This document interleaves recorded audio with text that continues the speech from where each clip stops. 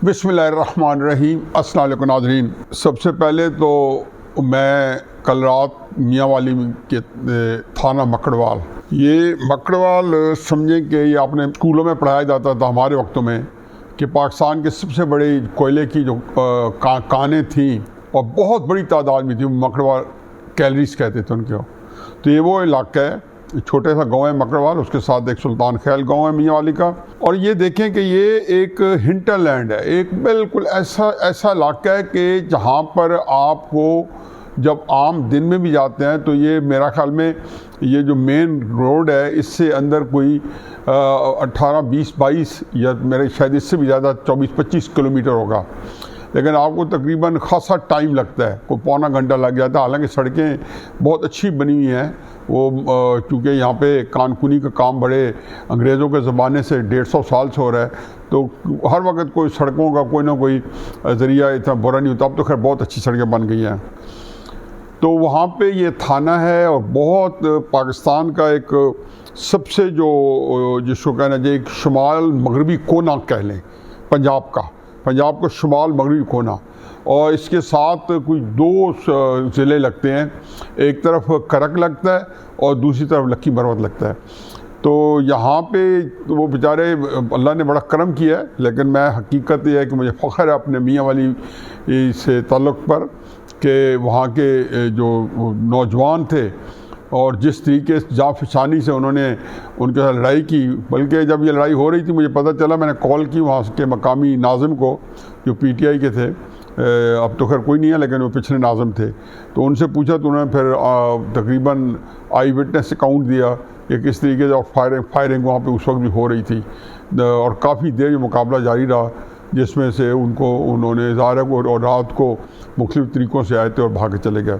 थाना पेशावर जो है उसकी गूंज जो है अभी भी थमने में नहीं आ रही और पता नहीं एक वक्त लगेगा, लेकिन इससे कतई नज़र के क्या ये अफसरदगी जो है कब तक हमारे असाब पे सवार रहती है और हम बड़ी ढीठ किस्म की कौम है, झटक के फिर जैसे थे उसी पोजीशन में आ जाएंगे। लेकिन इसके ऊपर जो सियासत है वो अब नए से नए रुख से इख्तियार करते जा रही है। आज शहबाज शरीफ साहब ने भी एक बयान दिया, उससे मुझे बड़ी, और फिर IG तो KP के हैं, उन्होंने भी तफसीली कल और आज इंटरव्यूज़ दी हैं, तो उनके अंदर 2 बातें बड़ी वाज़ेह हुई हैं और मज़ीद आई हैं। मुझे ये सुन के बड़ी जो है हैरत भी हुई है और तकलीफ़ भी हुई है कि पिछले 10 साल में 417 अरब जो है दहशतगर्दी से निपटने के लिए KP को दिया गया है, यानी कि तकरीबन 41 अरब हर साल से ज़्यादा का। और जब इतना बड़ा पैसा दिया गया है तो इमरान खान साहब जो पिछले दिनों कहा था जी कि पुलिस के पास तो वो वेपन नहीं होते जो कि दहशतगर्दों के पास है, जो फ़ौज के पास हैं, तो मुझे तकलीफ़ होती है कि ये शहबाज शरीफ साहब ने राइटली कहा कि पहले उस 417 अरब का हिसाब दिया जाए को कहाँ लगाया गया, अगर पुलिस को इस तरह इक्विप नहीं किया गया, उनको इस तरह मुसल्लह नहीं किया गया।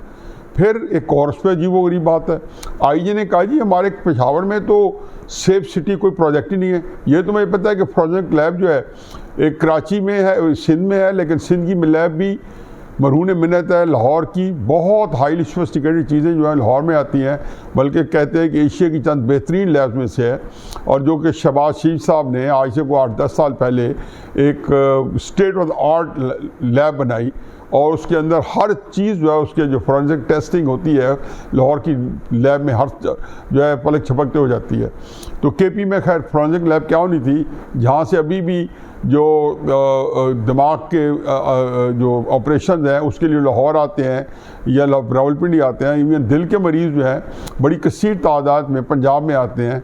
तो KP के अंदर पता नहीं वो कौन सी हेल्थ डिपार्टमेंट ने की है कि वहाँ पे मुझे याद है कि वो जो साकिब निसार, वैसे तो एक उस बेचारे ने क्या अच्छा नाम कमाना था, लेकिन वो एक एबटाबाद के हॉस्पिटल में गए, यू मेडिकल शायद सेंटर था या हॉस्पिटल था हुकूमत का, तो वहाँ उन्होंने जाके ऑपरेशन थिएटर में गए तो उन्होंने कहा यहाँ तो कुत्ते का भी ऑपरेशन ना किया जा सके, इतना गंदा है। और इसके अलावा लेडी रीडिंग के स्कैंडल में रोज़ाना मिलते रहते हैं, जो उनका फ्लैगशिप हॉस्पिटल है पेशावर का, जो अंग्रेज़ बना के गए। पर एनीवे, तो वहाँ पे उन्होंने बताया कि सेफ सिटी का तो तस्वर ही नहीं है, यानी कि जिस शहर को या जिस सूबे को इतना पैसा दिया गया, वहाँ पे शहर के अंदर सेफ सिटी नहीं है। मुझे तो हकीकत है कि अपना लाहौर के अंदर रहने पे कम से कम इतना फ़ख्र ज़रूर हुआ है कि इस लाहौर को हम नाशुक्रे हैं, लेकिन जिस तरीके से रोड नेटवर्क और सेफ सिटी प्रोजेक्ट और फोरेंसिक लैब्स और डॉल्फिन और पता नहीं कितनी कैसे कैसे मैयत लिए गए हैं सिक्योरिटी के। बहरहाल ये इमरान खान साहब ही हैं कि जो इसके बावजूद वो इन चीज़ों का कभी जवाब देंगे ना दिया ना देंगे। और साथ जो उन्होंने ये भी बताया कि हमें पुलिस का जो निज़ाम है, वसाइल हैं, उसकी कमी करना दिया IG ने। तो 417 अरब रुपया और फिर पुलिस के पास मुकाबले का असला ना होना, मुसल्लह ना होना, तो इसका हिसाब कौन देगा? ये अल्लाह करे कि इमरान खान साहब का भी अपनी जो 1.5 घंटे की तकरीर जो है, जो खिताब कौम से खिताब फरमाने को उनको अभी भी शौक़ है, वो बड़े दिलजमई से कौम से खिताब फरमा रहे होते हैं खान साहब, तो वो इसके ऊपर भी गौर करेंगे और कुछ किसी चीज़ का जवाब देंगे। वैसे तहरीक इंसाफ वालों की एक चीज़ मैंने देखी है, वो किसी बात का या किसी सवाल देने का मुकल्लफ नहीं होते। उनसे जब भी TV पे सवाल किया जाए, किसी पे इल्ज़ाम लगाते हैं। चलो अब देखते हैं कि ये ऊँट किस करोड़ बैठता है, क्योंकि हमने आगे चल के इमरान खान साहब की तकरीर भी डिस्कस करनी है। लेकिन इन बिटवीन मरीम नवाज साहबा भावलपुर गई हैं, वो जब से आई हैं तो मुस्लिम नून के अंदर ची बची शुरू है, और हर बंदा जो है वहाँ पे एक जैसे होता है लीडर चेंज ऑफ कमांड के वक्त में, जब बेनज़ीर को बनाया गया था या बिलावल को बनाया गया था, तो अंदर से बहरहाल आवाज़ें उठती हैं और उनका हक भी पहुंचता है। बिल्कुल उठनी चाहिए, हर बंदे की अपनी राय है और उसको पूरे दिलजमई से देनी चाहिए। भावलपुर गई हैं और वहाँ से उन्होंने आगाज़ किया है। लेकिन एक बात जो मैं हमेशा कहता हूँ कि पहली बात तो यह है कि जो लोग नाराज़ होते हैं, इनको राज़ी कराना या इनको मुतमईन करना लीडरशिप का काम है, और वो भी शायद खाकान अब्बासी जैसे बंदे। मैं तो पहले चौधरी निसार साहब के भी मुस्लिम लीग नून से अलहदा होने को मैं एक सानिया समझता हूँ कि जो बंदा इस कैलिबर के लीडर का ख्याल ना रख सके या इंटेक्ट ना रख सके, जावेद हाशमी जैसे बंदों को वो अपने साथ जो है इत्मीनान ना कर सके। जावेद हाशमी साहब अगर छोड़ के मुस्लिम लीग नून से तहरीक इंसाफ में गए थे, तो मैं सारा जानता हूँ मुस्लिम लीग नून के अंदर अगर उनको बहुत ज़्यादा कॉर्नर ना किया जाता तो शायद कभी भी ना छोड़ते। मैं तो चूँकि उनको कई दफ़े तहरीक इंसाफ में ले जाने की कोशिश करता रहता था, लेकिन मुझे बिल्कुल टक्का सा जवाब मिलता था। इवन मेरा छोटा भाई इनामुल्लाह जो है, वो भी जब मुस्लिम लीग नून छोड़ गया था, तो वहाँ पे भी वजह यही थी कि वो कहते हैं कि अमीर कारवां में नहीं हुए दिल नवाजी, तो उसकी भी शिकायत यही थी कि बहुत जो है लोगों की शिकायत होती हैं और लीडरशिप बिल्कुल परवाह नहीं करती। तो अब चलो मर्ज़ी है, देख लें। अब शायद खाकान अब्बासी साहब जैसे बंदे और जावेद हाशमी साहब जैसे बंदे जो हैं, ये आप अगर इनको खो बैठे तो ये चौधरी निसार अली खान के बाद इतना बड़ा सानिया होगा। और वो एक तीसरे नंबर का लीडर है शायद खाकान अब्बासी, जिसको नवाज शरीफ साहब ने खुद अपने हाथों से ग्रूम किया है और इस मकाम तक पहुँचाया है, तो उसका एक ख्याल रखना बहुत ज़रूरी है। लेकिन एक आखिरी बात यह है कि लीडर वही है जो पियामन भाई, जो अवाम के अंदर जिसकी स्टैंडिंग है, चाहे वो शायद खाकान अब्बासी साहब की है, चाहे मरीम नवाज साहबा की है, चाहे शहबाज शरीफ साहब की है, लीडर वही होगा। पीपल्स पार्टी के कारकुनों में लीडर वही होगा जिसको पीपल्स पार्टी का वर्कर सपोर्टर उसको जो है दिलो जान से पसंद करेगा, उसके लिए दिलो जान से फरेफ्ता होगा। तहरीक इंसाफ के अंदर भी यही है, JUI में भी यही है। इसलिए जब कोई इस तरह के लीडर छोड़ के जाते हैं तो वो कम से कम उस पार्टी के अंदर उनके असरात जो हैं वो बिल्कुल ख़त्म हो जाते हैं और वो कोई पार्टी को ज़रा बराबर फ़र्क नहीं पड़ता। तो इसमें खैर पार्टी को फ़र्क तो पड़ना चाहिए। मेरा फिर भी रिक्वेस्ट यही है कि शायद खाकान अब्बासी साहब को और जो लोग और बड़े बड़े इस वक्त चेहरे हैं जिनका नाम है वो इनएक्टिव, उनको एक्टिव किया जाए, सिर्फ तवज्जो की ज़रूरत है। और नवाज शरीफ साहब मेरा ख्याल है कि ख़ुद सबसे वहाँ पे लंदन से बैठ के राब्ते में रहें और उनको मुतमईन करते रहें। किसी को लंदन बुला लें या आ भी सकते हैं, तो इनको साथ रखना बहुत ज़रूरी है। और आखिर में इमरान खान साहब का 1.5 घंटे का खिताब, मैं उसको क्या कहूँ, उन्होंने ख़त्म किया कि नवाज शरीफ और शहबाज शरीफ और साबिर पे जरदारी पे कि ये जो है एम्पायर को साथ मिला के खेलते हैं। अब इमरान खान साहब वो कहते हैं ना, अंग्रेज़ी में कहते हैं कि he is too good, you can't beat Imran Khan. मतलब आप ये देखें कि 2014 में कंटेनर पे खड़े होके पहली दफ़ा जिस बंदे ने सियासत में और अंपायर मुतारफ़ कराया, लोगों की इमरान खान साहब याददाश्त इतनी नहीं गई हुई। आप जरदारी साहब को तो कहते हैं कि कुरान उठाए, अगर कुरान उठवाने पड़ गए तो आपको जब कहा जाएगा कि इन चीज़ों पे कुरान उठाएं तो आप क्या कुरान उठाएंगे? फिर मेरा तो ख्याल है कि जरदारी साहब को ये चैलेंज कबूल कर लेना चाहिए इस शर्त पे कि इमरान खान साहब भी फिर कुरान उठाएं। अब आदमी क्या कहे कि जो बंदा खुद अंपायर के सहारे सियासत करने वाला, अंपायर के सहारे इक़्तिदार हासिल करने वाला, अंपायर के सहारे हुकूमत चलाने वाला, आज कह रहा है कि जी ये नवाज शरीफ और शहबाज शरीफ और जरदारी और ये सारे लोग अंपायर के बगैर खेलते नहीं हैं। वो कहते हैं ना, you can't beat Imran Khan, he is too good. वो तो कहते हैं ना कि जहाँ जो मिजाज जार में आए, अब इसका क्या किया जाए। अच्छा, फिर फिगर्स दे रहे हैं, हमेशा फिगर्स देते हैं। मैं इनको अक्सर कहता हूँ कि भाई ये जो फिगर्स आप देते हो ना, तो आप फिगर्स अपने क्यों नहीं मिलाते हो नवाज शरीफ साहब से 2017 के। उन्होंने कहा जी नाअहल और करप्ट लोगों को लाना था तो मुझे क्यों हटाया। अब मुझे नहीं समझ आती ये बात नवाज शरीफ को कहनी चाहिए, ये इमरान खान साहब को। नैब के केसेस इमरान खान साहब के ख़त्म हुए हैं 2018 से लेकर 2021 तक, 22 तक। सुप्रीम कोर्ट इसको भी खंगाले, कैसे ख़त्म हुए नैब के केसेस। जावेद चौधरी के कॉलम में जब नैब के चेयरमैन ने बताया, और जिसके बाद वो बेचारे को जलील होना पड़ा, क्योंकि उसका मुकद्दर यही था और उसका मुकाम यही था कि वो जलील होता, जो गलीज हरकतों में वो पकड़ा गया रंगे हाथों। वो वीडियो इमरान खान साहब ने लीक की थी उसको ब्लैकमेल करने के लिए, क्योंकि जावेद चौधरी के कॉलम में लिख चुका था कि मैं नैब की कैसे चलाऊँ तो हुकूमत गिर जाए। चौधरी परवेज़ लाई, चौधरी मुनस्सिर लाई साहब, परवेज़ खट्टक साहब, इमरान खान साहब के अपने किस किस के नैब के केस, बाबा रवान, किसका नैब का केस है जो ख़त्म नहीं हुआ तुम्हारे दौर में जो आपके साथ जुड़े हुए थे। आज़म स्वाति के ऊपर बेशुमार करप्शन के केसेस हैं, सारे के सारे आप ज़मज़म से धुल गए। तो मुझे तो समझ नहीं आती कि नाअहल और करप्ट ये डेफिनेशन किस पे होती है। कोरोना आपके ऊपर अब आया जो 100 सालों में या 1000 सालों में एक दफ़ा आता है, तो जो सिंध का सैलाब है वो भी 1000 साल में एक दफ़ा आता है। कोरोना पे तो फिर हमारा नुकसान हुआ नहीं और मदद फ्री की मिल गई, जो पूरी दुनिया के अंदर ये पैनिक फैले हुआ था। सैलाब जो है उसमें नुकसान हमारा 40 अरब रुपए का हुआ। कोरोना में तो हमारा दौड़ लग गया कि भाई टेक्सटाइल चल पड़ी। मैं तो टेक्सटाइल का कारोबार 20 साल कर चुका हूँ, मैं तो टेक्सटाइल की एक्सपोर्ट के अंदर 20 साल गोटे गोटे मुलव्वस रहा हूँ। मुझे पता है कि कोरोना के अंदर जब चीन और भारत से सप्लाई रुकी तो पाकिस्तान की चांदनी हो गई, जो हमने अपनी फैक्ट्रियाँ खुली रखी। अच्छा किया, मैं तो खुद इस हक में था। अब कहते हैं रेमिटेंसेस बिल्कुल सही है कि रेमिटेंसेस आप बिल्कुल सही कह रहे हैं। रेमिटेंसेस इस वजह से नहीं गई कि आपकी वजह से आ रही थी, वो आपने मांगे जो थे लोगों से पैसे $1,000 जिसके लिए आपने कुछ 10 बिलियन इकट्ठा करना था। या इमरान खान आएगी 100 अरब इधर मारेगी, 100 उधर मारेगी। इमरान खान 200 अरब वैसे ही ले गई। सीपैक किसे बंद कराया इमरान खान साहब? चलता पाकिस्तान किसने रुकवाया? 12,000 मेगावाट बिजली सीपैक ने दी थी, इमरान खान साहब ने नहीं दी थी, नवाज शरीफ साहब के दौर में आई थी।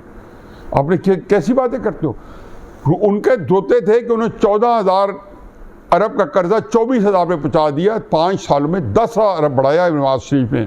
आपने जो 21,000 अरब या 22,000 अरब जो है 24,000 से उठा के 45 और 46,000 अरब पे लेके गए 10 अप्रैल तक, तो वो आपको उसका कौन हिसाब लेगा? मैं तो हैरान हूँ कि बंदे को कहते हैं ना कि आपके पास हिम्मत होनी चाहिए बातें करने के लिए। फिर डॉलर आपने नवाज शरीफ तो डॉलर 105 पे छोड़ के गया था, तो नवाज शरीफ को क्यों उठाया था? 355 अरब डॉलर की इकॉनमी करके छोड़ गया था। नवाज शरीफ जब जा रहा था 2017 में, तो उस वक्त तो आपके रिजर्व जो थे 26 अरब थे, महंगाई 4.5% थी। आप देख लें 2018 की महंगाई क्यों नहीं बताते कि आपने 2018 के अंदर 4.5% इन्फ्लेशन थी। पॉलिसी रेट जो था 7%, जो से भी शायद कम ले आए थे सागदार, जो स्टेट बैंक का सूद का जो शरह सूद थी, आपके वक्त में आगे फिर 13-14% हो गई थी। मतलब आप उनके वक्त 6.6-30% ग्रोथ रेट थी। तो क्यों हटाया नवाज शरीफ को? फिर क्या तकलीफ थी? कौन सी चीज थी जैसे जो आई दरमियान में? करप्शन इंडेक्स, हाँ, साफ चली, शफाफ चली, तहरीक इंसाफ चली। कितना आपने इस नारे के ऊपर कौम को ऊपर गलाया। तो 2017 में Nawaz Sharif and company corruption index 139 से लेके 116 तक ले आए। आप 116 से उठा के 144 पे ले गए। दुनिया के चंद मोस्ट करप्ट कंट्रीज में, ये मैंने कल भी बताया, ये कल ही ट्रांसपेरेंसी इंटरनेशनल की रिपोर्ट आई है जिसमें बताया कि इमरान खान साहब के दौर में करप्शन ने इंडेक्स ने रिकॉर्ड कायम किया। मेरा कल वीलॉग यही था, क्योंकि आज आपने जिक्र किया, मैं फिर दोहरा रहा हूँ कि साफ चली, शफाफ चली। और करप्शन में देख ले, फिर करप्शन के अंदर देख लें काम कैसे कैसे किए। जाली रसीदों से तो आपने तोशा खाना खरीदा है, तोशा खाना के तोहफे का हिसाब है, कई अंदर आए बगैर गायब है, और ना उसके बेचने का हिसाब है। जो बेचने की रसीद थी वो भी जाली निकली। ये भी नहीं पता कि 2 करोड़ जो है वो किसने जमा कराए, कहाँ से आए। कोई एक केस है, आपके जितने केसेस हैं। फिर मैं हमेशा कहता हूँ जी, मकाफात अमल अल्लाह के निज़ाम है। जब नवाज शरीफ साहब के साथ जो वाक़यात हुए हैं 2017-18 में, शायद उनके पुराने गुनाह थे। अल्लाह ने इस वक्त में आके उनको झंझोड़ना था और उनको उसका जो है कोई खमियाजा भुगतना होगा। इमरान खान साहब, अब आपके लिए इट्स अ पे बैक टाइम। ये जितनी बातें आपने की हैं, जिन अपने ऊपर कातलाना हमले से लेके सारी चीज़ें, ये फ्रस्ट्रेशन है। इलेक्शन अगर ना हुए तो आप उनको कुछ कर नहीं सकते। जिन लोगों की गोद में बैठ के आप उनकी भी गुदगुदियाँ करते रहे और आप अपोजिशन को के ऊपर भी कीचड़ उछालते रहे, अब तब भी आप देने को कुछ नहीं था। अपने वक्त का कोई हिसाब तो दें। आखिरी वक्त में, आखिरी साल में आपने IMF को जो है जिस तरीके से मुआहदा तोड़ा, ये कोई आप समझते हैं कि पाकिस्तान के साथ आपने क्या किया? आपने पाकिस्तान की चूल्हे हिला कर रख दी। फिर वो एक मुआहदे में आपने वादा IMF से किया था कि आपने 70 रुपये कीमत बढ़ानी है, जो नहीं बढ़ाई। आपने ऊपर से 10 रुपये और कम कर दी, जबकि पेट्रोल जो था, जिसमें आपका कोई कसूर नहीं है, यूक्रेन वॉर की वजह से 130 रुपये पहुँचा हुआ था डॉलर पे। कहाँ पे $90 या $95, कहाँ पे 130। आपने और कम कर दिया। IMF आज तक इसीलिए भिना रहा है, वो कहता है जी मैं दुगना करके दूंगा। इसमें क्या कसूर है? बिल्कुल सही कह रहे हैं। ये सारे वजाहतें आपको इसलिए देनी पड़ी कि आपको आपके चोर होने पे, आपकी अपनी गलतियों पे आपको गुदगुदी हुई, आपकी अपने नामा अमाल जो आपके सामने आ गया। डॉलर नवाज शरीफ के तो 105 से उठा के 10 अप्रैल 2022 डॉलर 192 रुपये। 10 अप्रैल, मैं दोबारा दोहराता हूँ, चलो 9 अप्रैल का लो, 9 अप्रैल 2022 डॉलर 192 रुपये। आपके कितने बड़े? 75 रुपये। जबकि पैसा आ रहा था, कोरोना के ऊपर आ रहा था, कंसेशन मिल गई कोरोना के लिए, 2 साल आपको कर्जों की वापसी नहीं करनी पड़ी। लगाया क्या उन्होंने? तो 10,000 अरब का कर्जा लिया, 12,000 मेगावाट बिजली दी, सड़कों का जाल बिछा दिया, नीलम झेलम प्रोजेक्ट कंप्लीट किया, नंदीपुर प्रोजेक्ट मुकम्मल किया, बेशुमार चीज़ें, हर चीज़ जो सामने थी। उन्हें तो हिसाब 10,000 ले ले। आप हिसाब दे दें कि जो 22,000 अरब जो कर्जा लिया वो कहाँ गया, किधर लगा। चलो वो उसको छोड़े। 417 अरब रुपए जो आपने लिया टेररिज्म के खिलाफ पुलिस को मुसल्लह करने के लिए, आपके अपने लफ्ज़ में कि हमारी पुलिस के पास तो जो बंदूकें हैं वो इस काबिल ही नहीं है कि वो टेररिज्म के साथ लड़ सकें। तो पैसे कहाँ गया? क्या सब ने मिल के खाया? आपकी KP के लोगों ने कहाँ गया? फिर एक एक चीज़, यही $250 मिलियन पाकिस्तान का नवाज शरीफ रियाद मलिक को दे देता, उसके एवज 458 कनाल ज़मीन ले लेता, 30 करोड़ की बिल्डिंग ले लेता। यही चश्मे सबों ने देखा कि नवाज शरीफ यही घड़ी बेचता, जो बाद में पता चलता है कि वो घड़ी जो है वो 30 करोड़ की बेची गई थी, जिसको आपने कहा मैंने 5 करोड़ की बेची है, 10 करोड़ कीमत लगाई, उसकी आपने 2 करोड़ रुपए कीमत दी। जबकि खुद आपने कानून बनवाया था कि 5 करोड़ देनी है, 50% देनी है, आप 20% दी, ये सारे मामलात होते रहे। तो मैं तो बिल्कुल, मुझे तो तकलीफ़ होती है कि आपने ये सारा जब जिक्र किया, फरमा रहे हैं कि जी मेरे महंगाई मेरे वक्त 16% थी, नहीं, आपके वक्त में महंगाई जो थी 19% थी, उससे भी थोड़ा सा इशारिया ज़्यादा थे, और अब हो गई है जी 40%। अभी 40 नहीं हुई, शायद 33% हो जाए, 40 और 50 भी हो जाए, जैसे हालात हैं। हालात तो बहुत ख़तरनाक है। मैं तो कहता हूँ कि पाकिस्तान के, मैं कोई इनको डिफेंड नहीं कर रहा हूँ, अगर इन्होंने आपकी हुकूमत ली है तो मैं अब यह कह देता है उसकी वजूहत दूसरे को नहीं लेनी चाहिए थी, क्योंकि ये हुकूमत अब किसी के लेने के काबिल नहीं थी। जो आपको लेने वाले 5 किरदार थे जिनका जिक्र किया है मरीम नवाज़ साहिबा ने, कि जिसके अंदर जनरल बाजवा, जनरल फैज़ हमीद और साकिब निसार और आसिफ सईद खोसा और 5वें आप, ये 5 का टोला जो है जो कुछ पाकिस्तान को बचा गया है।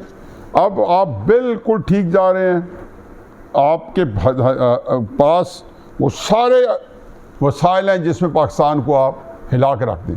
आज आप ठीक कह रहे हैं, आज आप बिल्कुल, आपके पास वो सारे वसाइल हैं कि जो पाकिस्तान को मुंह के बल ऊंधा गिराएंगे। मैं हमेशा कहता हूँ कि इमरान खान, आपकी तसल्ली तभी होगी जब पाकिस्तान जो है वो मुंह के बल गिरेगा, और आपको पता है कि इस पाकिस्तान गिरने उसकी वजूहत ये नहीं कि वो आप के जो है हाथ में सब कुछ है, वो बस जो हुक्मरान है उनको भी उनकी नीयतों का जो है मिलना है, अजर मिलना है। बल्कि इसमें सिर्फ आपको एक ही आसूदगी शायद नज़र आ रही हो, जो मुझे नज़र नहीं आ रही इस तरह, क्योंकि मुझे पता है कि जी अभी उससे पहले कई अवामिल हो गए, और वो ये है कि जी जब पाकिस्तान कमज़ोर होगा तो पाकिस्तान की फ़ौज कमज़ोर होगी और आप अपना बदला ले पाएंगे। इस दिन के लिए आपने अपने आप को वक्फ कर रखा है। बाकी आपको पता है कि इलेक्शन तो अब दूर की बात है, इस वक्त तो जान के लाले पड़े हुए हैं कई महज़ों पे। दहशतगर्दी तो एक मेरे नज़दीक अभी भी इतना बड़ा फरीक नहीं है जो पाकिस्तान का इस वक्त मुआशी दिवालिया और सियासियत में इस्तेकाम हुआ है।